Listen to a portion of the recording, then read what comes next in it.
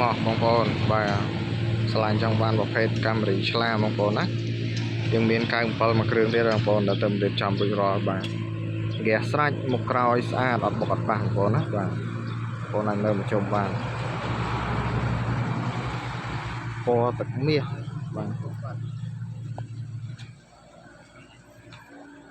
បងប្អូនអាចមើលបានណាបាទស្អាតរៀបចំរួចបាទមានហ្គាសធំហើយស្រាច់បាទកង់យ៉ានអីស្អាតណាបងប្អូនណាបាទសាច់ក្នុងអីស្អាតបងប្អូនអាចមើលបានបាទសាច់ខាងក្នុងបងប្អូនណាបាទ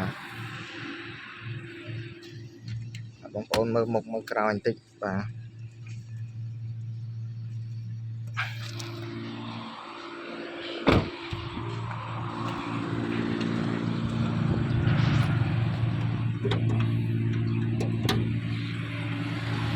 នេះបាទសាច់មុខបងប្អូនណាបាទ